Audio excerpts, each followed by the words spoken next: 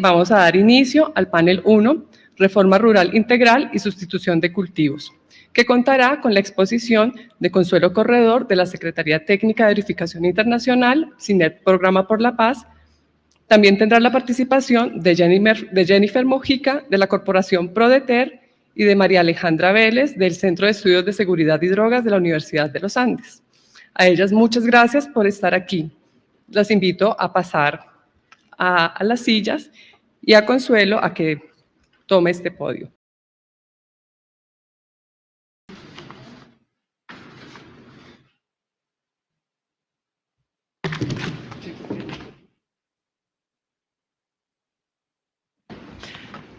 Bueno, buenos días para todas, para todos quienes nos acompañan aquí en el auditorio Félix Restrepo y también para todas las personas que están conectadas a través de las redes.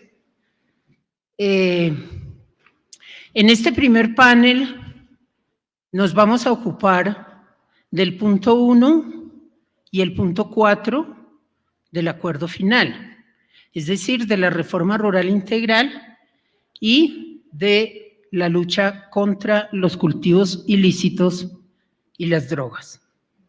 Esta distribución que hemos hecho obedece a una de las características fundamentales del acuerdo, como es el hecho de ser un acuerdo integral. Y para efectos de facilitar esta reflexión sobre la integralidad del acuerdo, en el panel 1 nos ocuparemos del punto 1 y 4 y en el segundo panel del punto 2 y el punto 3 y en el tercer panel del 5 y el 6 para cerrar la agenda, como saben ustedes, con una reflexión sobre la implementación en los territorios. Lo primero que quiero señalar es que como Secretaría Técnica del Componente de Verificación Internacional hemos advertido de tiempo atrás sobre las dificultades que hay para implementar el acuerdo justamente en esa perspectiva de integralidad y a su vez de seguir los enfoques transversales que están comprometidos, como es el enfoque de género, el enfoque étnico y el enfoque territorial. Por ello, siempre hemos hecho un esfuerzo de tener presentes estos enfoques. En lo que hace relación al punto 1 y 4, esa falta de integralidad se puede apreciar justamente en el divorcio que hay entre la política antidrogas y la reforma rural integral. Son dos caminos que no logran encontrarse, que no logran integrarse y, por supuesto, que una de las dificultades objetivas son las dinámicas de las economías ilegales que en búsqueda de rentas derivadas principalmente de la extracción de recursos naturales se van recomponiendo en los distintos territorios y particularmente en aquellos que han sido dejados por la antigua guerrilla de las FARC. De igual manera, esa falta de integralidad se aprecia en el hecho de que a 5 años de la firma del acuerdo todavía hay normatividad pendiente. Y solamente me quiero referir a dos déficits grandes. Por un lado, la jurisdicción agraria. No se ha logrado en el Congreso aprobar la jurisdicción agraria, se ha archivado ese proyecto y justamente lo que se persigue con esta figura es el poder dar una solución a los conflictos de la tierra de una manera pacífica, de una manera dialogada y concertada. Y el otro gran faltante es justamente el tratamiento penal diferenciado para pequeños cultivadores, porque bien sabemos nosotros que en el acuerdo claramente se establece un tratamiento diferente para los pequeños cultivadores que se han visto abocados a cultivar la coca para derivar de allí sus ingresos de subsistencia. Esas son algunas alertas que queremos poner de entrada y que se ven, digamos, agravadas por el contexto en el cual nos hemos venido desenvolviendo en este último tiempo, como es en particular la crisis sanitaria derivada del COVID-19. ¿Por qué? Porque la pobreza y la desigualdad no es que hayan surgido a raíz de la pandemia, pero sí se han exacerbado y se ha puesto al descubierto las graves consecuencias que tiene el hecho de que Colombia sea uno de los países más desiguales del mundo.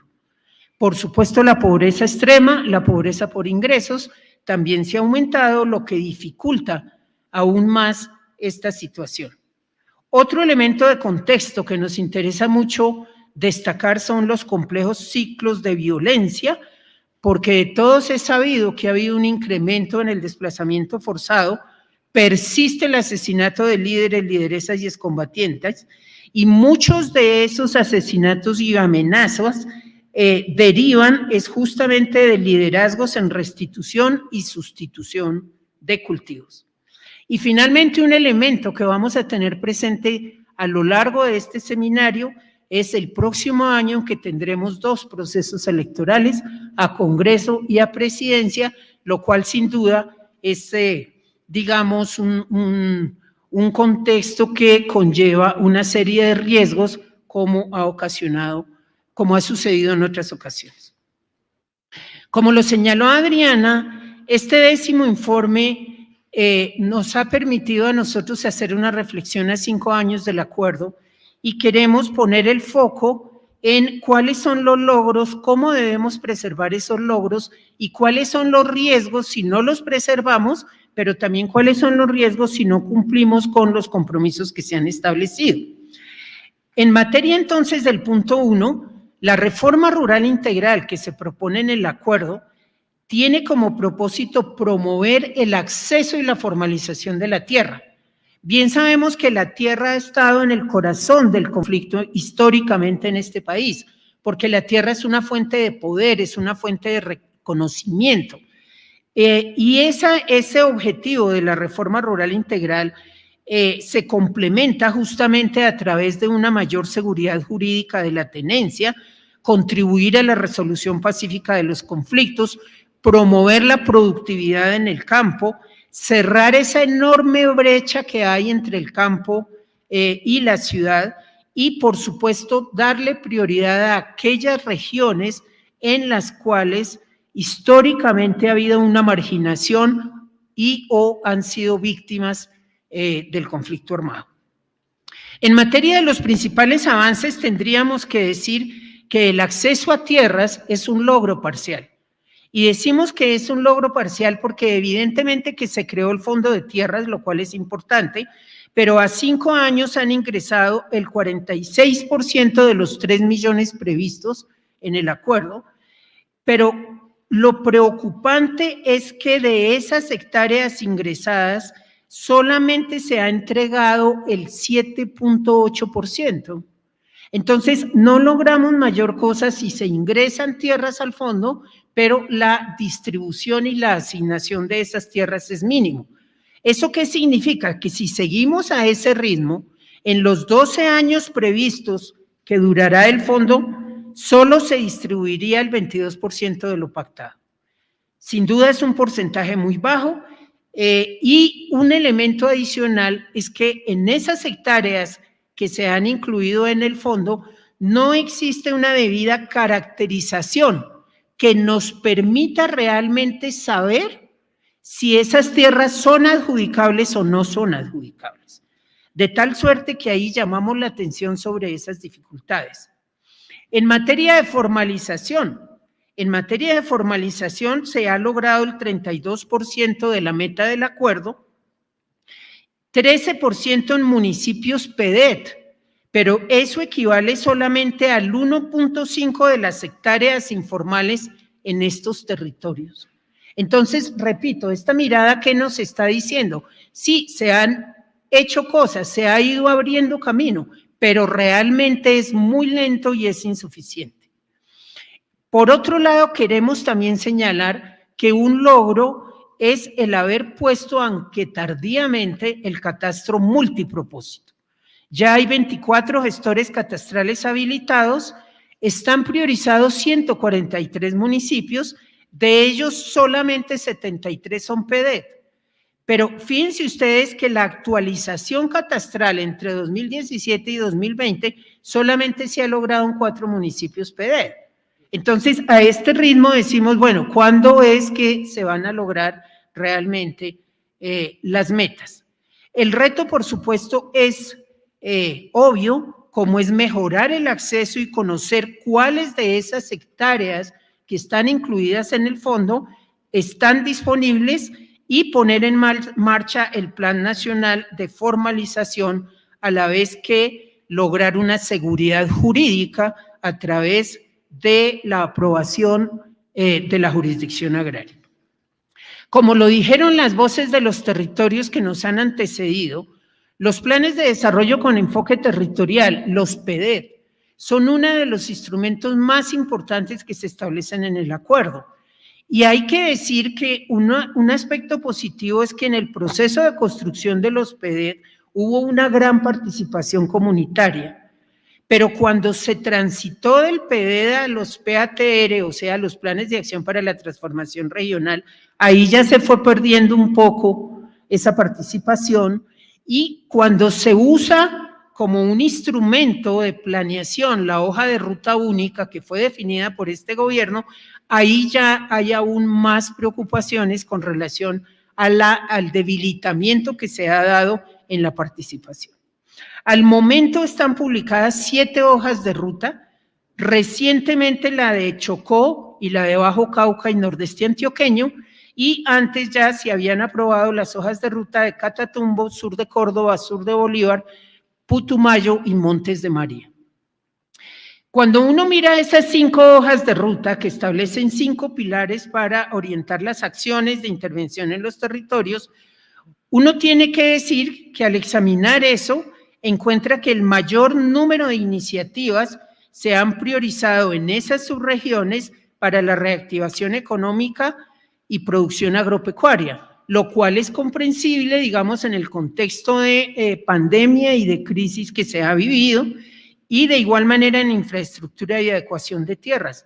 Pero hay unos pilares que son fundamentales, que tienen una muy baja participación, como es el sistema para la garantía progresiva del derecho a la alimentación, la reconciliación, convivencia y construcción de paz y salud rural.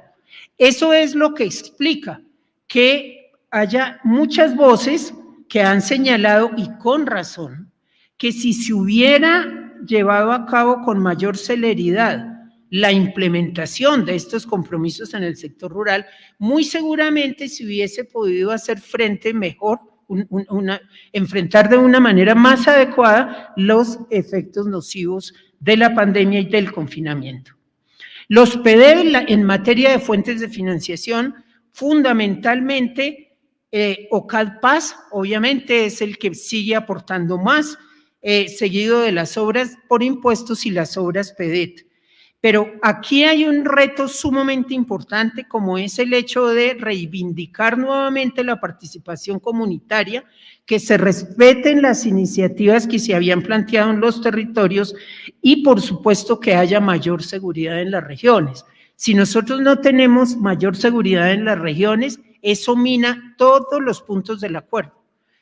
Y por supuesto que es indispensable llamar la atención sobre un mayor equilibrio en la distribución de recursos y en el fortalecimiento de la institucionalidad local.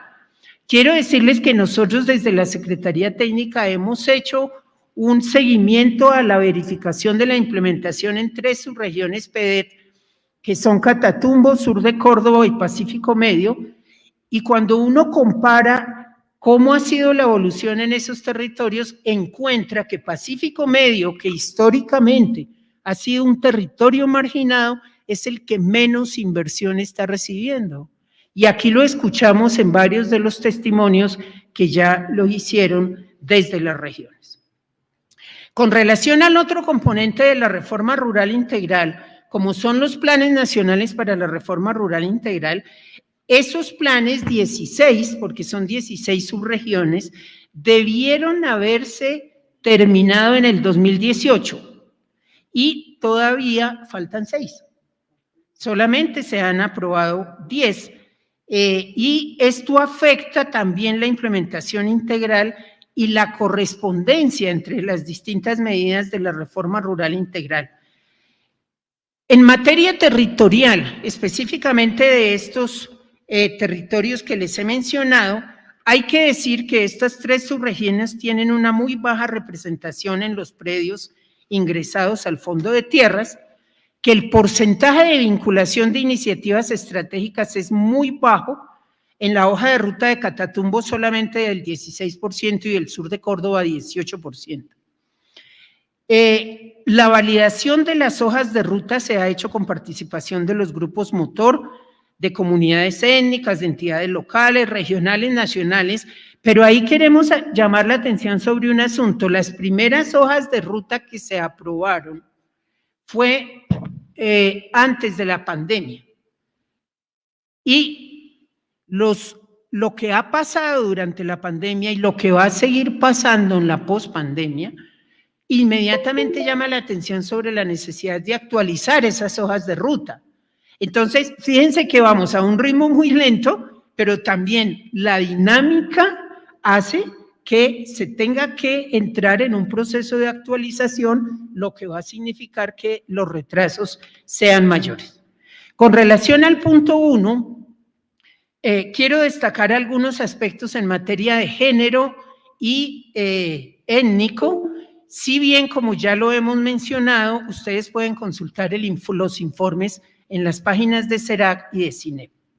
En materia de género hay que decir que con relación al acceso a tierras, realmente el ingreso de predios al fondo, uno encuentra que no hay avance significativo en asignación de tierras a campesinas.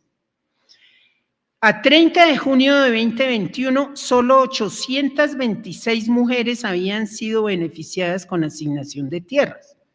Esos son números realmente insignificantes. En cuanto a subsidio integral de acceso a tierras, que se reglamentó tardíamente en 2020, solo ha beneficiado a 54 mujeres. Y en materia de líneas de crédito, solamente se le han otorgado a 31 mujeres. De tal suerte que esto lo que nos está mostrando es el enorme riesgo de postergar la necesaria transformación de la tenencia y distribución de la tierra y, por supuesto, ver frustrados los derechos de las mujeres como propietarias plenas. Con relación a la población LGBTI, hay que decir que ni siquiera está diferenciada la información, de tal suerte que no podemos ni siquiera conocer si han sido o no sujeto de esa asignación. Y lo propio tendríamos que decir en materia de formalización.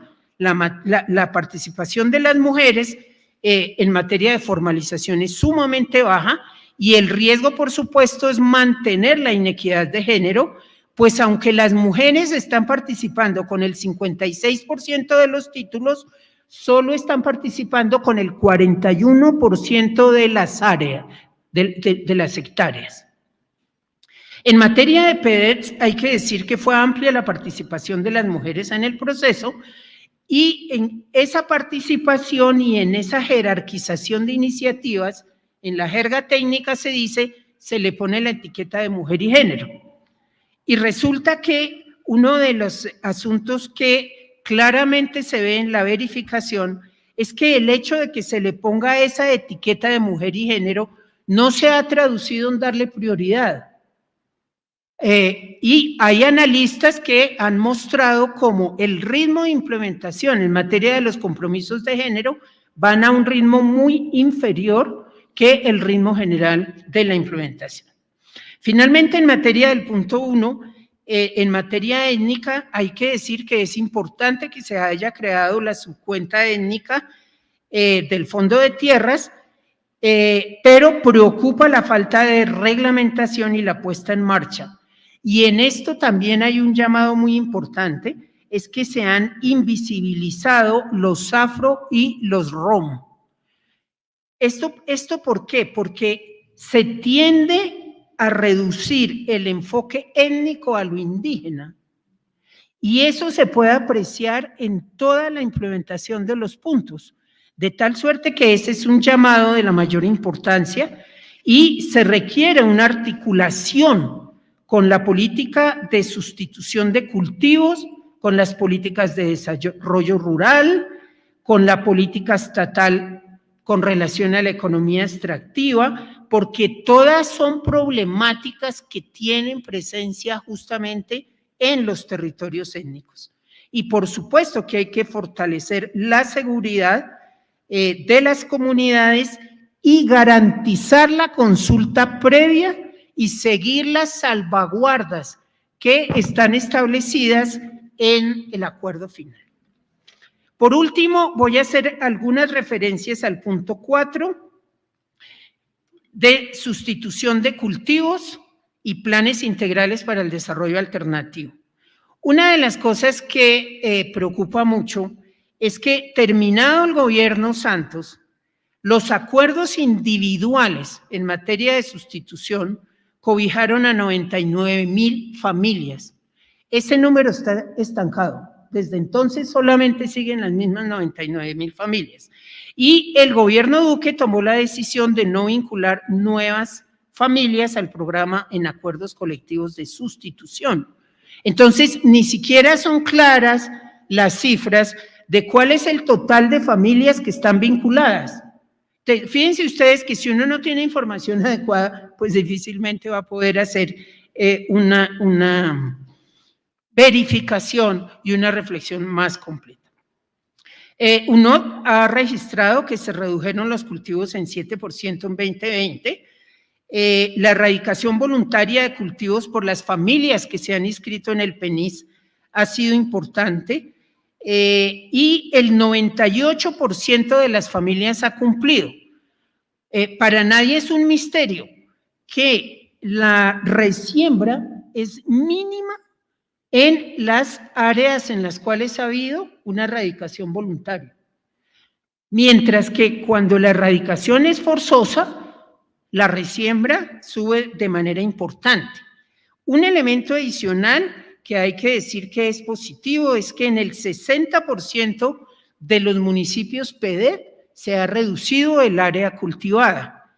E igualmente que ha sido importante la aceleración en el PAI familiar, aumentó el número de familias con proyectos productivos, pero solo representa el 8.2% de las familias inscritas en el PENIS. Entonces, nosotros queremos insistir en eso porque mal haría uno en decir es que no se ha implementado nada. Por supuesto que ha avanzado la implementación, pero el ritmo es sumamente lento y, como lo digo, en detrimento de la integralidad del acuerdo. ¿Cuáles son entonces los retos, y con esto termino, que queremos destacar en materia de sustitución de cultivos? La implementación del PAI, acelerar la implementación de los PISDA, que son los planes integrales para la sustitución y el desarrollo alternativo, y por supuesto ofrecer seguridad en todos los casos, pero particularmente en los municipios PENIS. Ese riesgo se ha aumentado. Entre 2017 y 2020, UNODO registró incidentes de seguridad en 25 municipios, en 9 de los 14 municipios intervenidos. Hay que implementar entonces esas estrategias integrales de seguridad, adelantar las políticas de prevención del consumo y salud pública y dar una solución al fenómeno de producción y comercialización de narcóticos. Yo imagino que ayer varios de ustedes escucharon las noticias y creo que es relevante mencionar cómo el gobierno Biden anunció ayer 3 puntos en los cuales va a poner el foco el gobierno norteamericano y se refiere justamente a la oferta, se refiere a la demanda, pero también se refiere al desarrollo rural y un llamado al cumplimiento de los acuerdos.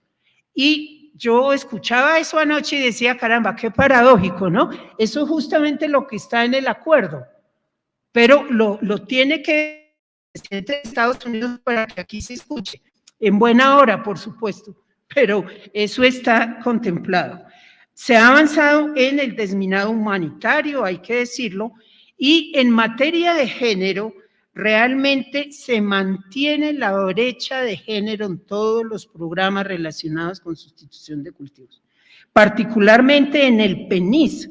Solamente el 36% de las personas vinculadas al PENIS son mujeres, de tal suerte que ahí se ve un rezago enorme en dos indicadores del PENIS con enfoque étnico y de género.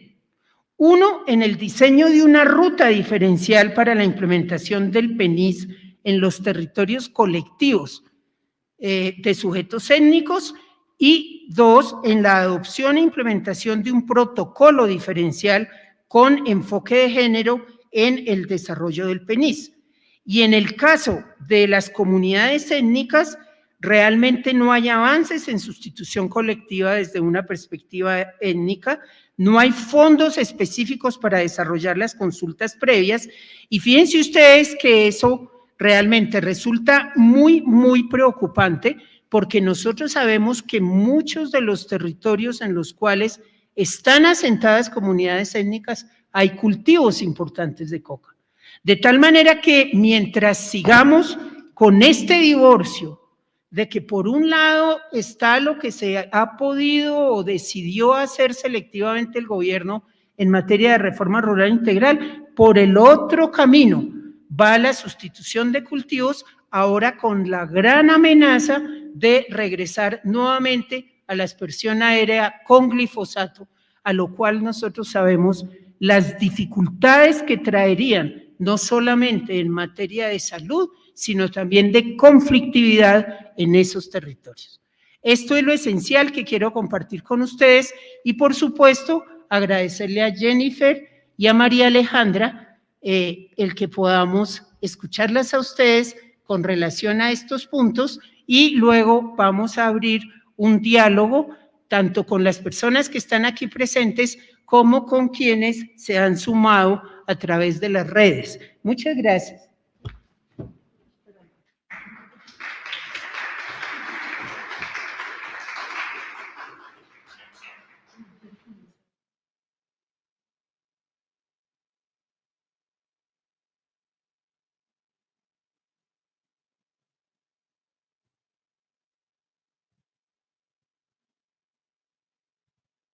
Bueno, buenos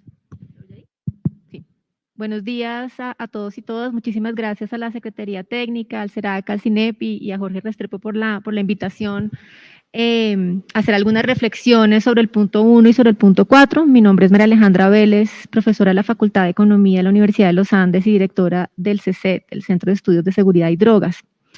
Precisamente por eso voy a empezar por el punto 4, un poquito en desorden, desde el 4 al 1, porque ahí es donde tengo más información y algunos aportes concretos, aunque es difícil no repetir varias de las cosas que ya han mencionado en el informe, que agradezco enormemente que lo sigan haciendo. Sobre el punto 4, recordarles que la idea aquí del acuerdo final era construir una solución conjunta e integral al problema de las drogas ilícitas, un objetivo súper ambicioso.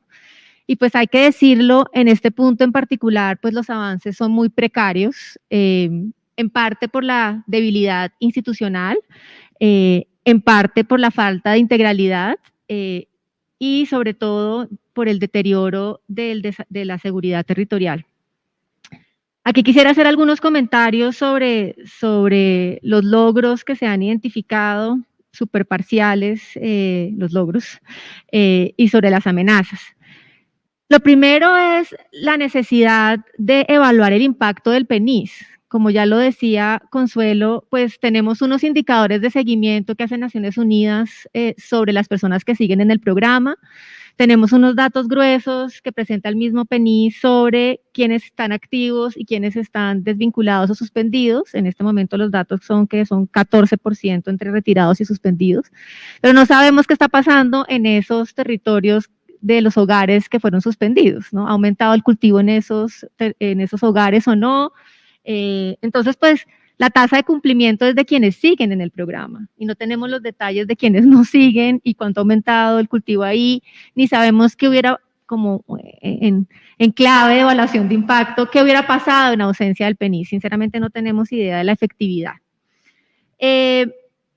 Pero vale la pena decirlo, pues el foco del análisis del PENI siempre ha estado asociado a hectáreas cultivadas y creo que necesitamos mover el foco a calidad de vida en los hogares. Cuando hicieron las encuestas de línea base de Naciones Unidas, el primer reporte que nos dieron es que más o menos el 52-53% de los hogares que están vinculados al PENIS están en condición de pobreza multidimensional. 5 años después, ¿cómo están esos datos, no? Para salirnos de hectáreas cultivadas y lo que estamos hablando de integralidad. ¿Ha mejorado o no la calidad de vida, el bienestar de esas comunidades o no? Si uno ve los datos de implementación, pues si bien ha avanzado en temas de asistencia técnica, en temas de asistencia alimentaria, pues los datos son muy preocupantes en términos de proyectos productivos implementados. El dato más actualizado es solo el 9%. Entonces tenemos unas familias, solo el 9% de los 99.000 tienen proyectos productivos. Y empezamos con un 53% de hogares en pobreza multidimensional. Y arrancar la mata de coca implica un choque de ingresos para esas familias. Entonces, pues que solamente 5 años después tengan 9% un proyecto productivo, pues es sin duda muy preocupante y eso hay que meterle el acelerador. De lo contrario, cualquier éxito, ahora que le atribuimos al PENIS, pues será muy frágil. El otro punto que menciona Naciones Unidas y que retoma el informe de verificación, que a mí me parece muy importante reflexionar sobre ello, es que el 62% del territorio donde hay reducción de cultivos ilícitos no hay intervenciones del PENIS ni de ningún tipo de intervención de política de drogas. A mí ese dato me parece, yo estoy obsesionada con ese dato. ¿Qué está pasando en ese territorio, no? Con colegas de la Facultad de Economía estamos mirando esta hipótesis y lo que creemos, y si eso es así, sería también un logro a resaltar del acuerdo de paz, es que en los territorios que había presencia de las FARC se reactivó la economía, porque esto no fue producto de las intervenciones ni del PENIS ni de nada. Eso hay que evaluarlo porque eso sería un resultado muy claro. Entonces, repito, en el 62% del territorio donde hay reducción de cultivos ilícitos, no hay intervenciones del PENIS ni de erradicación forzada. Entonces, pues ahí hay un tema de reactivación económica que hay que mirar, que sería muy interesante porque sería una de las promesas, digamos, del posconflicto. El punto al que quisiera darle más atención es el tema de la seguridad. Uno de los mayores retos que puede afectar la implementación del acuerdo y en particular del PENIS es el deterioro de las condiciones de seguridad. Esto pues era de esperarse, pues porque los cultivos ilícitos representan rentas para grupos armados, etcétera, y pues tratar de sustituirlos pues es una amenaza para esas rentas. Según el reporte de Somos Defensores, entre el 2016 y el 2020, 75 defensores de derechos humanos relacionados con sustitución de cultivos fueron asesinados, de los cuales el 80% estaban vinculados al PENIS. Según el trabajo que nosotros hemos hecho en el CECET, liderado por Lucas Marín, el PENIS aumentó la tasa de asesinatos de líderes sociales en más de 400% después de la implementación de la política. Es decir, los municipios donde hubo acuerdos voluntarios aumentó en esta cifra increíble el asesinato de líderes sociales. ¿Por qué? Porque básicamente el PENIS no tuvo una política de seguridad integral cuando llegó a los territorios, lo cual representó pues se estabilizó ese territorio allí. Entonces, pues es necesario definir una hoja de ruta entre la política de la sustitución, las Fuerzas Armadas y los servicios de inteligencia del Estado. Obviamente esto no es solamente presencia militar, también hay un tema ahí de reconstrucción de confianza, de coordinación con las autoridades étnicas y las guardias indígenas y cimarronas, por ejemplo, que es parte del capítulo étnico que, como nos decían en las intervenciones, está básicamente olvidado. Pero lo cierto es que este efecto no intencionado del PENIS es muy preocupante, que se haya aumentado el asesinato de líderes sociales donde se firmaron los acuerdos.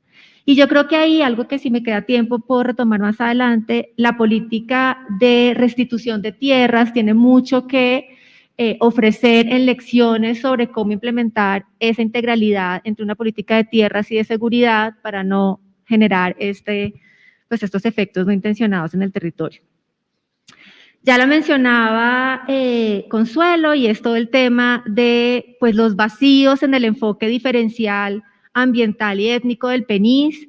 Estamos hablando hoy que 29% o el 30% de los cultivos de uso ilícito están en parques nacionales, resguardos y comunidades negras. Si le sumamos a eso ley segunda, eso sube como el 48%. Y todo el énfasis es en una política agropecuaria. Y este no puede ser el énfasis si de lo que se trata es también tener una política en tono con unas necesidades ambientales. Entonces, pues ahí hay unas promesas también incumplidas. Como parte del Fast Track, en el acuerdo se pasó la ley de pagos por servicios ambientales, donde el énfasis debía ser sustitución de cultivos ilícitos. El mismo PENIS y este gobierno ha dicho varias veces sobre los territorios de conservación, pero en la práctica eso no ha pasado. Los PSA, los pagos por servicios ambientales, no se han combinado con el PENIS para hacer una transición a otros sectores, pero con condicionamiento ambiental, porque estamos hablando de unas áreas estratégicamente pues, ambientales.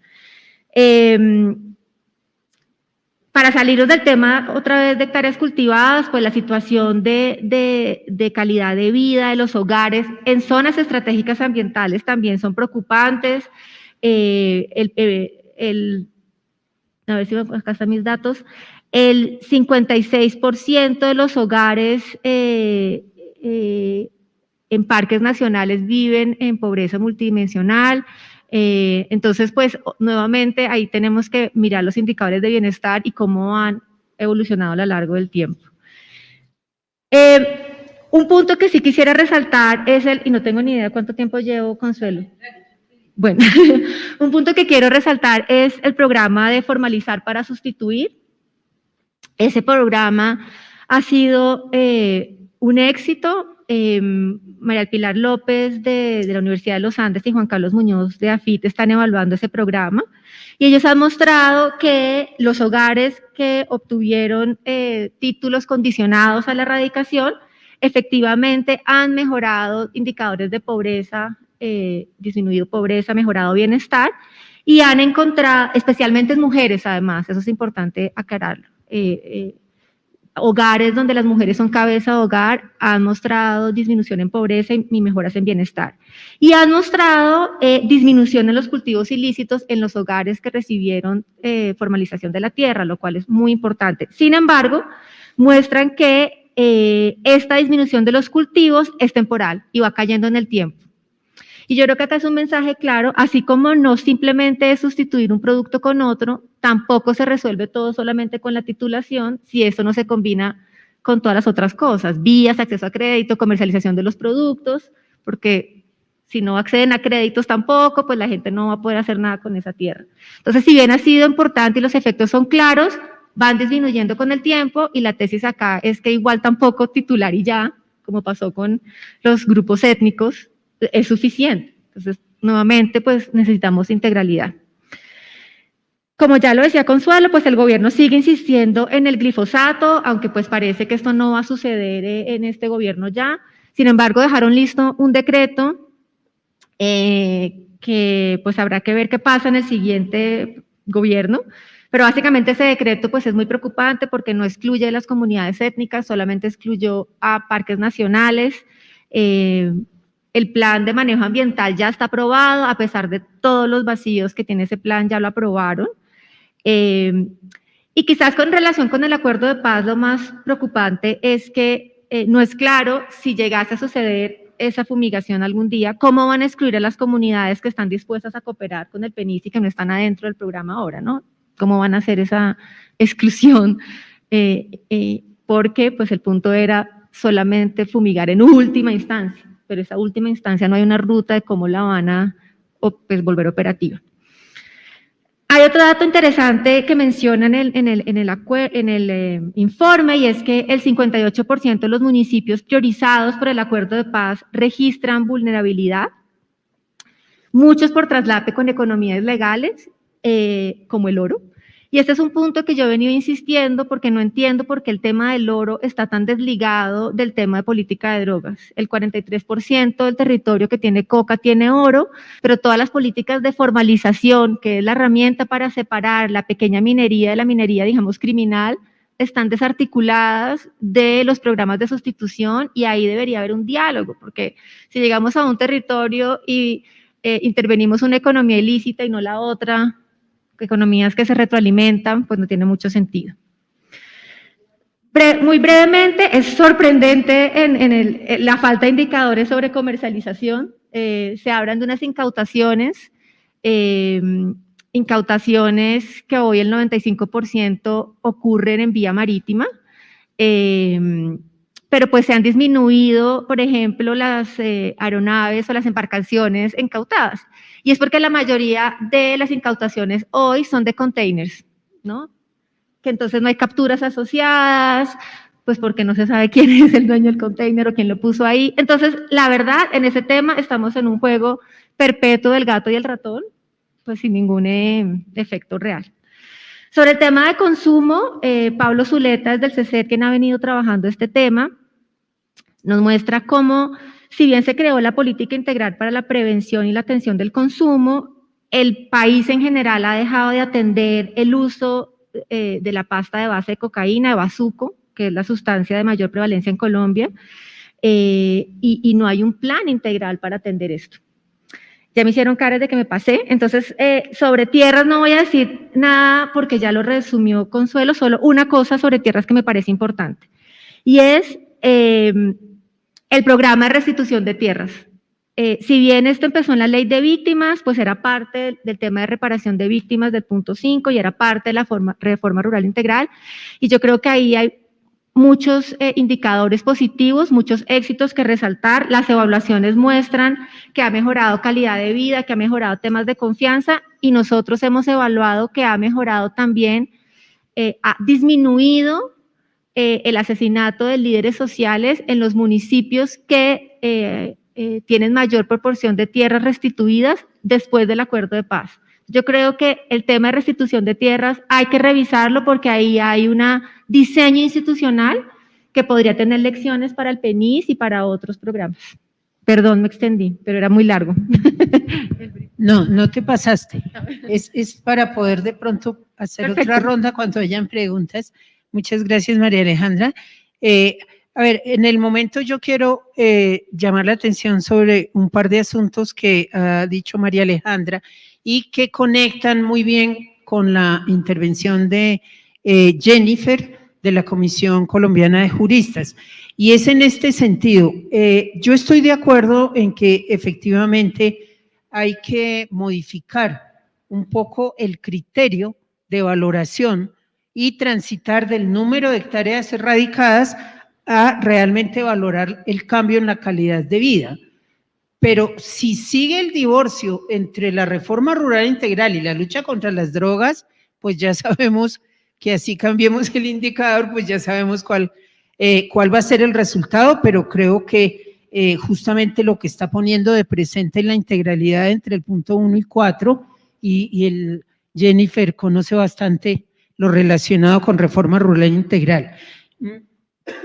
Perdón, lo segundo que quiero decir es que llamar la atención que efectivamente a comunidades étnicas a través de su cuenta administrativa se le ha dado asignación de tierras, pero esa asignación que se ha dado no es en respuesta al acuerdo, porque son compromisos históricos de asignación, de formalización, que vienen reclamando las comunidades étnicas y que deberían darse con o sin acuerdo de paz.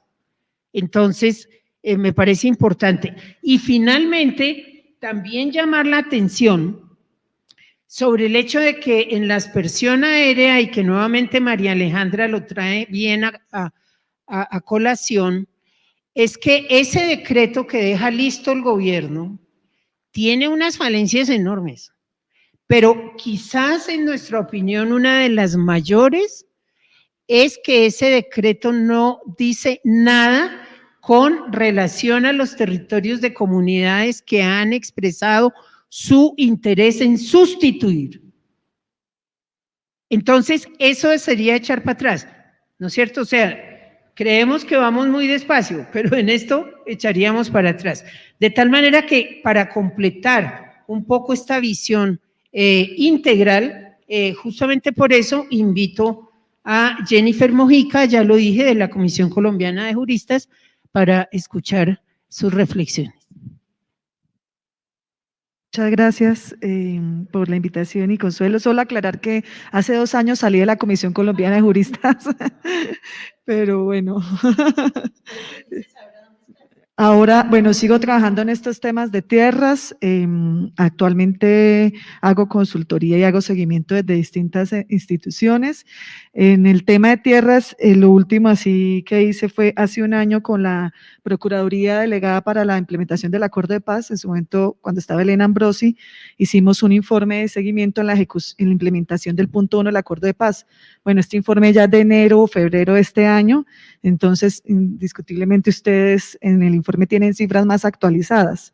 Pero, pues, interesante empezar por ahí porque sí quería como, pues, decirles que coincidimos en las conclusiones, ¿no? En las conclusiones de que estamos como ante una etapa de aprendizaje, de alistamiento, ¿sí? Solo que este niño se demora mucho en aprender, entonces van 5 de los 12 años de implementación del acuerdo tratando de crear rutas, protocolos, adecuaciones institucionales para mirar cómo es que vamos a responder con todos los elementos del acuerdo agrario en temas de tierras, en tema de planeación del territorio, en temas de implementación de la reforma rural integral.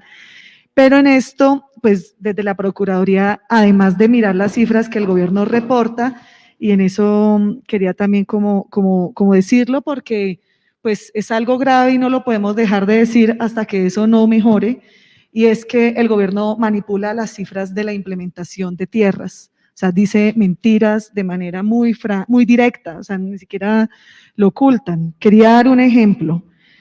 Por ejemplo, en el tema de fondo de tierras, el gobierno dice que lleva, en el momento en que hicimos el informe, llevaba más de 1 millón de hectáreas en el fondo de tierras. No sé ahora qué cifra están manejando, pero cuando analizamos la información que ellos nos dieron, encontramos que realmente ese 1 millón de hectáreas realmente contaban con menos del 10% de esas tierras en el fondo de tierras.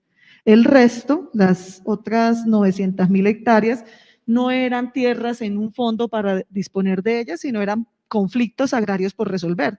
Entonces, es un inventario de procesos agrarios por desarrollar, es un inventario de tierras ocupadas, de tierras despojadas, de tierras invadidas, de baldíos que han sido apropiados ilegalmente y que algún día alguien va a tener que resolver en un proceso judicial que además no tiene jueces, porque tú lo dijiste insistentemente.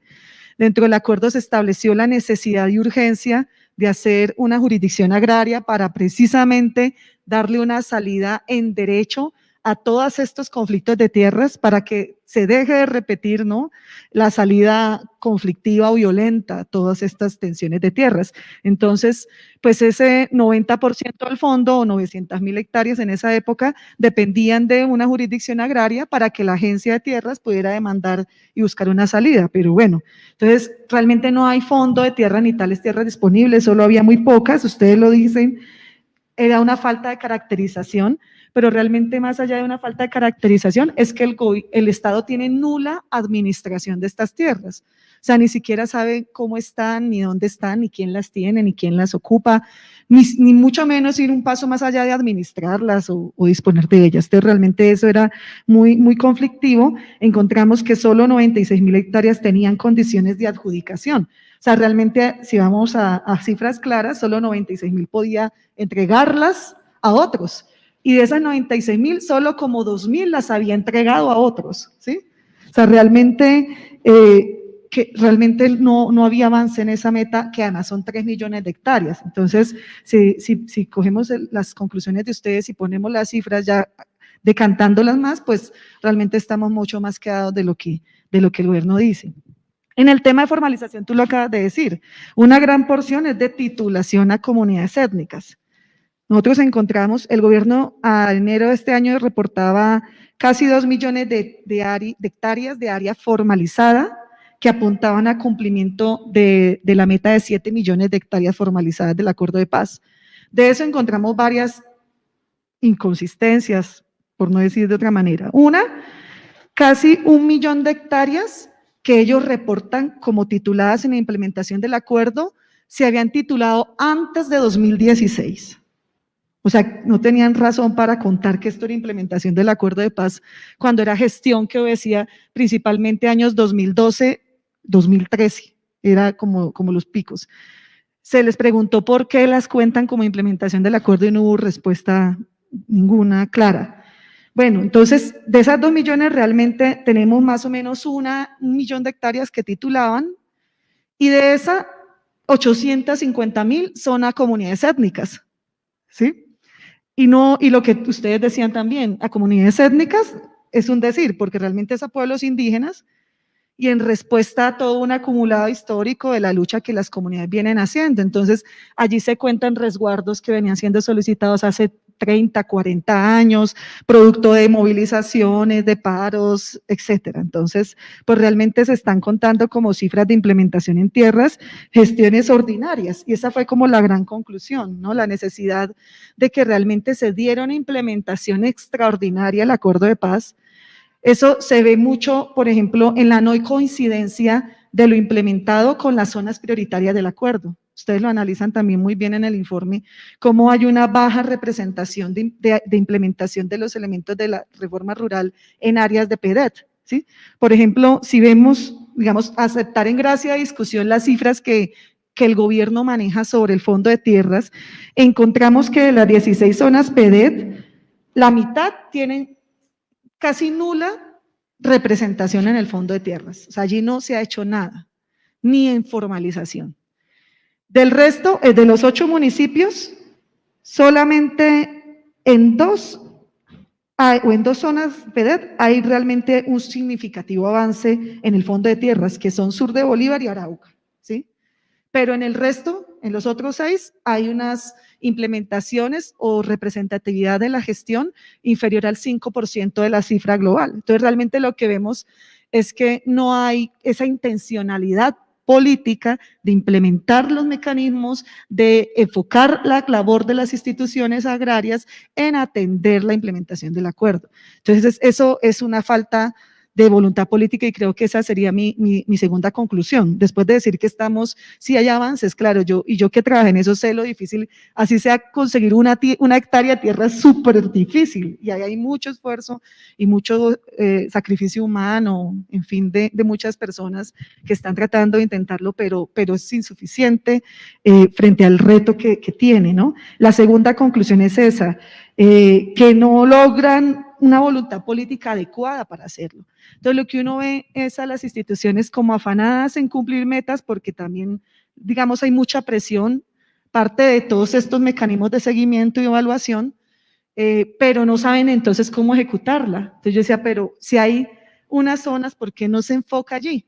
No, lo que encontramos y lo vemos, ya habla del fondo de tierras, hablamos de formalización, por ejemplo, de pequeña propiedad, que es otro de los componentes, que además es un componente que le sirve mucho, ya la profesora lo acaba de decir, como por ejemplo en sustitución es muy clave para apoyar ese proceso de transición hacia la legalidad, hacia economías más estables, hacia acceso a créditos y otro tipo de cosas, cómo esa formalización la desplegan de manera muy desordenada. O sea, cuando el acuerdo habla de una implementación gradual, de un enfoque territorial, hay unas zonas priorizadas, de hecho hay muchas, inclusive en tierras hay zonas priorizadas para la formalización, etcétera, pero no se logra de esa manera, sino de manera desenfocada. Entonces, cuando miramos, lo que da la sensación es que la agencia de tierras coge todo lo que hace y lo pone como acuerdo de paz. O sea, todo lo que la agencia hace es acuerdo de paz. Si saca una fotocopia, esa fotocopia es acuerdo de paz. O sea, estoy llevándolo al ridículo, pero es para hacerme entender, porque a veces como que uno se enreda mucho en las cifras,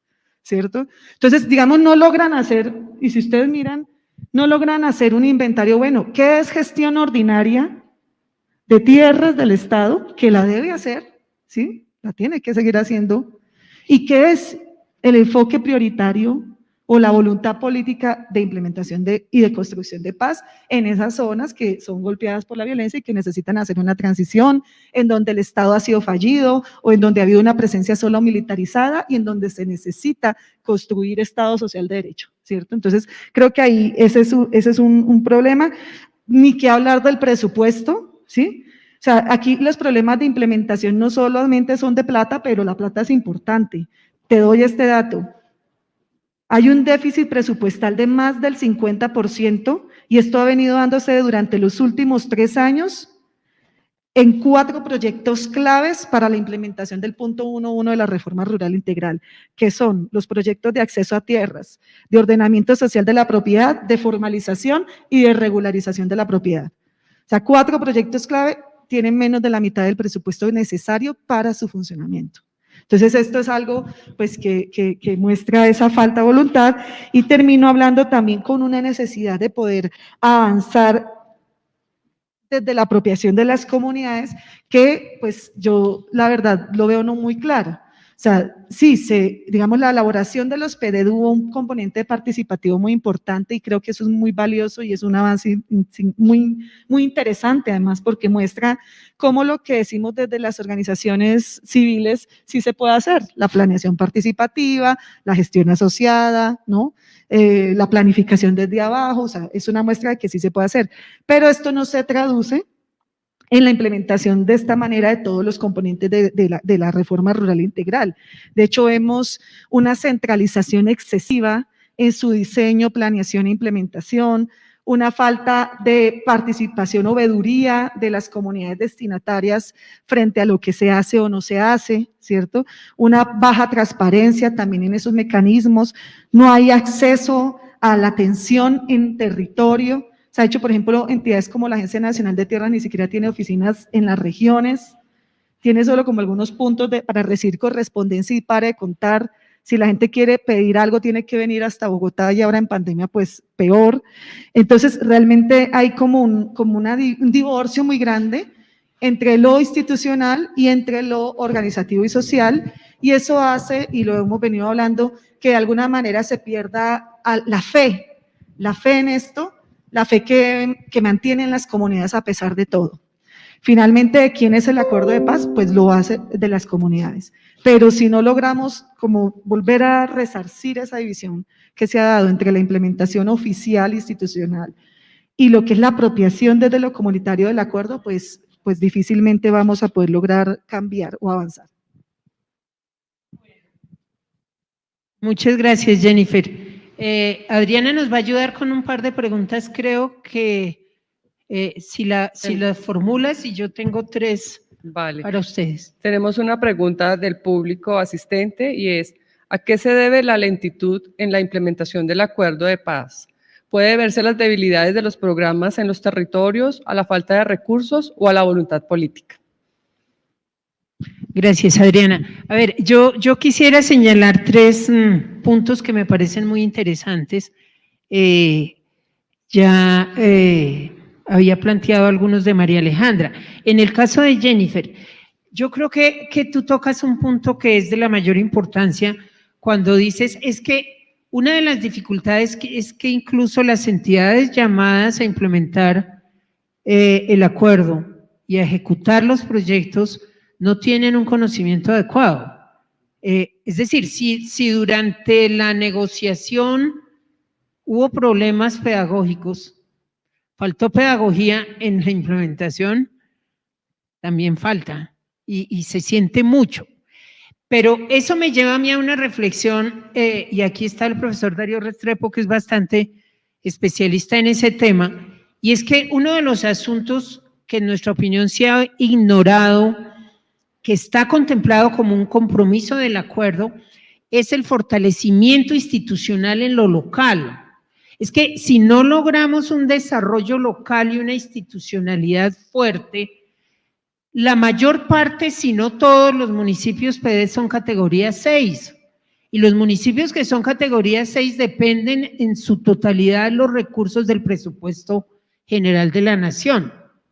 Entonces, poner el foco en ese desarrollo local, en esa institucionalidad, para ir avanzando justamente en la descentralización y no en un remedio de descentralización, yo creo que es un punto central que ha puesto sobre la mesa Jennifer. Y el otro es cuando tú dices, bueno, pero es que, por ejemplo, ya lo dijimos en comunidades étnicas y en otros casos, en que se trata de una gestión ordinaria. Y uno podría poner otros dos ejemplos. Cuando esta tarde, sí, es por la tarde que se va a tratar punto 6, ¿no es cierto? Y se va a mirar todo el tema financiero. Cuando uno realmente mira las fuentes de financiación y muchas cuentas que el gobierno hace de los recursos invertidos, esos son recursos provenientes del Sistema General de Participaciones. Y eso es con acuerdo o sin acuerdo, ¿sí? Entonces, nuevamente se suma, cuando realmente uno comienza a mirar específicamente, encuentra los déficits que ustedes han encontrado.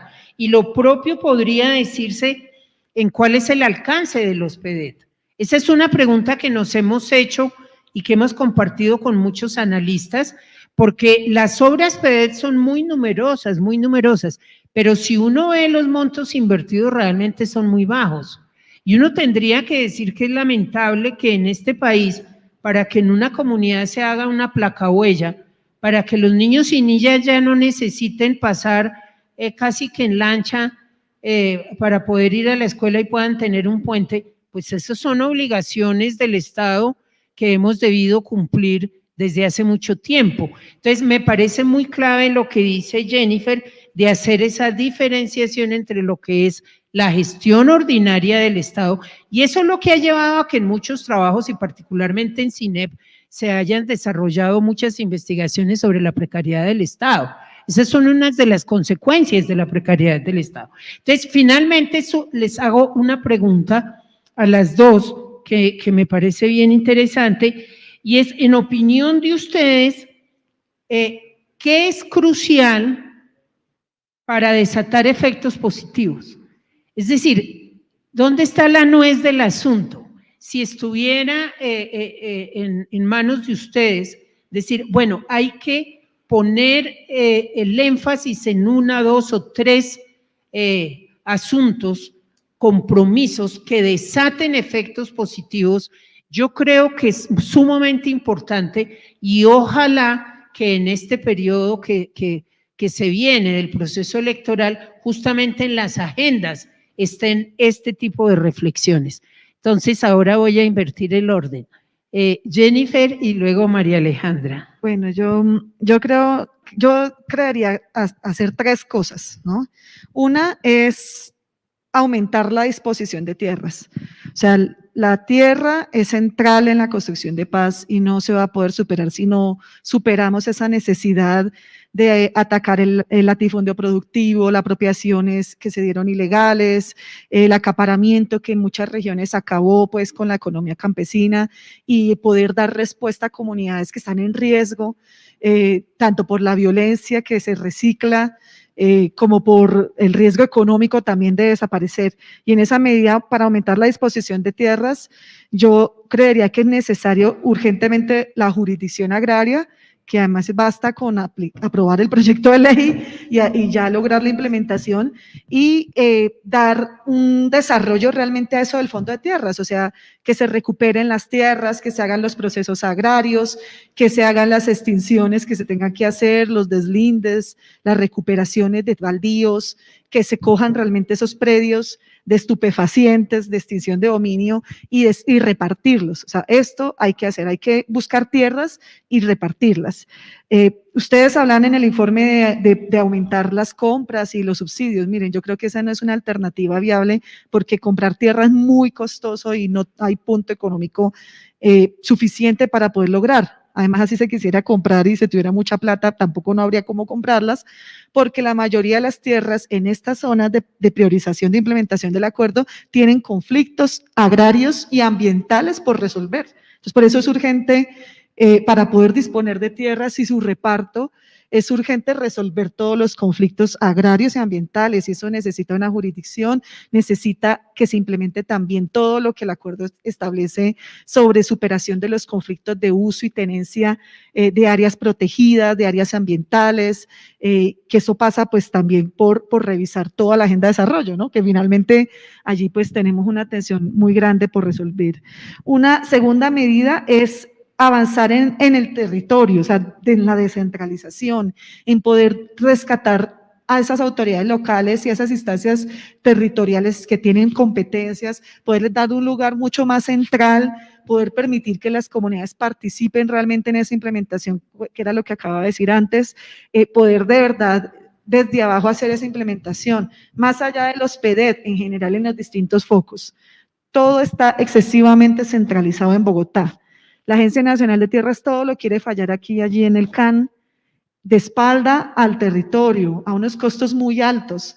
La agencia, por ejemplo, para hacer su trabajo, entonces tiene que tercerizar y subcontratar, y estos contratan a otros y estos a otros, y finalmente hay una dispersión y una falta de control que hace que los procesos incluso no avancen o se hagan mal. Se necesita estar allá en territorio. De hecho, en algún momento se hablaba de que la jurisdicción debería ser móvil, como unas brigadas móviles, que los jueces fueran de región en región, porque la idea que era hacerlo por barrido era abordamos esta vereda y lo hacemos y seguimos a la siguiente. O sea, no hay por qué generar instituciones como estáticas allí para siempre, sino hacer una respuesta mucho más aterrizada a lo territorial y que permita ser flexible en esa medida, no algo rígido, ¿no? Porque, por ejemplo, ahora cualquier cosa de estas, por ejemplo, las tutelas, que era el único mecanismo judicial efectivo que comunidades tenían para defenderse frente al glifosato, frente al despojo, frente a lo que fuera, pues ahora ya cada vez se centraliza más. Entonces, el lo territorial hay que rescatarlo. Y la tercera, creo yo, es apostar a esas medidas políticas participativas, a esas reivindicaciones que las comunidades vienen haciendo. Yo quería hablar dos o tres iniciativas que hoy son muy claves en la movilización campesina y étnica y que son necesarias recogerlas y rescatarlas para hacer que el acuerdo de paz sea una agenda también central en esto y viceversa, se vuelva un círculo virtuoso. La primera es el reconocimiento del derecho del campesino, ¿no? Entonces, en eso un sector campesino está trabajando muy fuertemente, gran parte en la zona del suroccidente del país, que es una zona donde se requiere hacer una implementación adecuada, en donde los derechos del campesinado incorporan elementos todos los necesarios, tierras, producción, desarrollo integral, pero también todo el tema de la protección y defensa frente a este riesgo también de expolio que sigue dándose en sus territorios. La otra es el tema de las áreas protegidas con gente. Hoy hay una tensión muy grande entre lo que es la protección de las áreas de interés ecológico, sean áreas protegidas, parques o cualquier otra categoría, sea la Amazonía, sea cualquier área que tenga alguna función o una potencialidad de función ambiental, por los compromisos que el gobierno ha venido adquiriendo en materia internacional como acciones climáticas frente al cambio climático, y los derechos de las comunidades. Las comunidades han venido proponiendo y movilizándose en torno a poder generar agendas de desarrollo sostenible, poder generar agendas a partir de las salvaguardas de sí mismas, de sus territorios, de sus derechos, y en esa medida poder aterrizar en estos lugares donde ya hay una movilización, donde hay una presencia de comunidades que saben, que conocen esto y que pueden ser socios muy fuertes en la implementación del Estado y el acuerdo de paz, pues es clave. O sea, creo que aquí hay que bajarnos de la idea de que Colombia es un mapa despoblado, como el lejano oeste, que hay que venir a descivilizar. Hay que ver y darse cuenta. Creo que el enfoque territorial era ese, no era hacer millones de planes muy sofisticados de planeación, sino era mirar realmente qué hay allí. Las capacidades instaladas no solamente son las de las instituciones estatales, las capacidades instaladas son las de la democracia, las del ejercicio organizativo, las del ejercicio político. Y creo que ahí rescatar esas apuestas políticas participativas puede ser un espaldarazo que le falta en este momento al acuerdo de paz. Hoy debería ser indiscutible en las negociaciones con políticos, en las nuevas elecciones del cambio de gobierno, las agendas del acuerdo de paz, pero eso parte de que las comunidades sigan teniendo esa apropiación. Gracias, Jennifer. Antes de darle la palabra a María Alejandra, quiero recordar que no hemos respondido la pregunta de por qué va tan lenta la implementación, pero hay dos preguntas que Adriana nos va a compartir y de esta manera, si María Alejandra también quiere referirse a ellas, sería interesante. Vale, dos preguntas desde las redes. ¿Qué les dicen a las panelistas las cifras que indican una precaria implementación en materia de derechos? ¿Cuáles son las principales afectaciones en clave de derechos derivadas de la ralentización o de la precaria implementación en el punto 1 y 4? Gracias. Vale, tratando de resolver todo al mismo tiempo, empezando por el tuyo, Consuelo, las tres cosas que yo creo que serían importantísimas. Primero, como todo el tema de un enfoque, pues que suena de cajón, pero es que tiene que ser así y es un tema de integralidad. La implementación tiene que ser integral. Y uno ve, por ejemplo, una falta de articulación entre el PDET, entre los PDET por un lado, entre los PENIS por el otro y entre los temas de tierras por el otro. En el análisis que en su momento hicimos, por ejemplo, en los 16 planes de acción para la transformación regional había, digamos, menciones muy vagas sobre la participación de los delegados comunitarios del PENIS, y en la práctica nunca ha sucedido esa articulación. Entonces el PENIS es simplemente sustituir un producto por otro y no articulado todo el tema regional y de desarrollo integral. Entonces yo creo que se necesita un tema de integralidad. Eso pasa por fortalecer las instituciones a nivel local también. Entonces, el PENIS no puede hacer mucho con los funcionarios de planta que tiene, por ejemplo. Entonces, sí se necesita todavía un tema de fortalecimiento institucional. El tercer tema es el tema de seguridad, que ya lo mencioné. O sea, si hay un aumento de asesinato de líderes sociales, quienes son los motores de todo este tipo de iniciativas en los territorios, es imposible una implementación.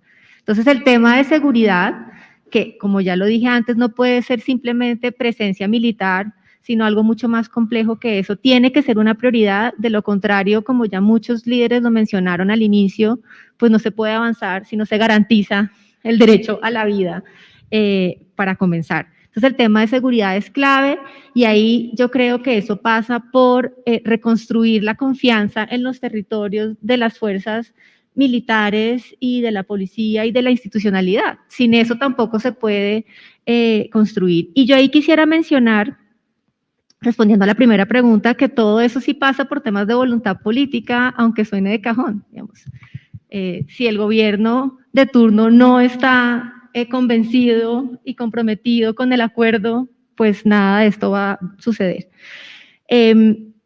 Quisiera mencionar dos cosas pequeñas que no hemos mencionado, que me parece clave. Ninguna de las dos lo mencionamos, pero seguro estamos de acuerdo, y es el tema de las zonas de reserva campesina. En eso no ha pasado nada, y yo creo que eso hay que empujarlo también.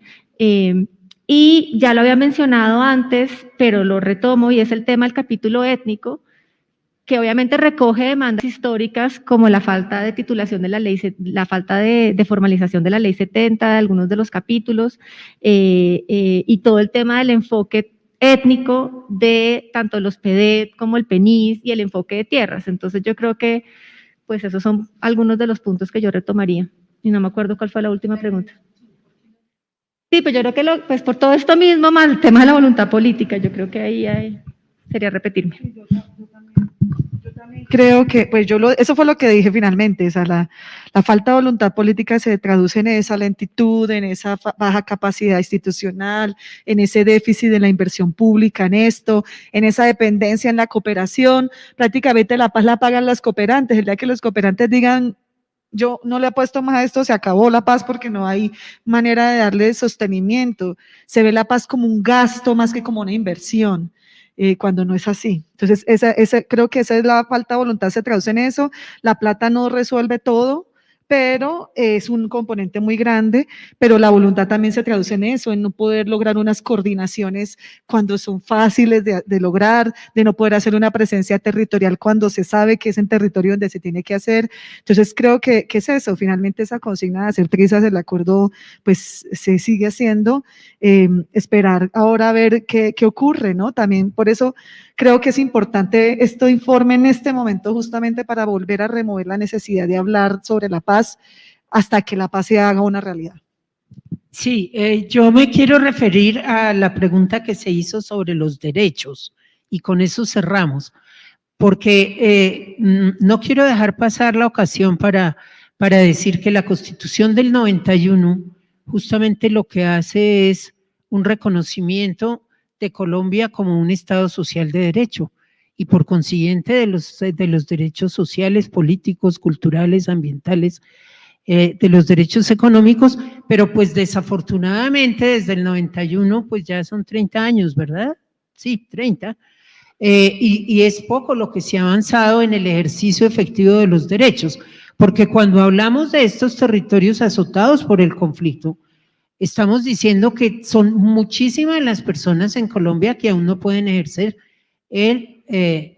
la ciudadanía, porque es que la ciudadanía lo que hace es conferir el ejercicio efectivo de los derechos, y lo que hace el acuerdo es acercarse a brindar unas condiciones que permitan una vida digna, de ahí la importancia de la calidad de vida, a ofrecer una vida digna y por consiguiente el ejercicio de los derechos. Entonces, por supuesto que la lentitud en la implementación del acuerdo, además de todas las consecuencias que ya hemos señalado, yo pienso y yo lo diría en términos de que está afectando nada menos que el derecho a la vida. Es que pensemos que Colombia es de los pocos países en el mundo que tuvo que consignar en su Carta Constitucional que el derecho a la vida es un derecho fundamental. Oye, eso es una vergüenza, pero tocó hacerlo, poner el derecho a la vida como un derecho fundamental. ¿Pero qué es el derecho a la vida? A una vida digna. Estamos hablando de alimentación, salud, educación y un largo etcétera, y eso todo tiene que ver con todos los puntos del acuerdo. Entonces, de verdad que muchísimas gracias y creo que ha sido bastante útil esta reflexión.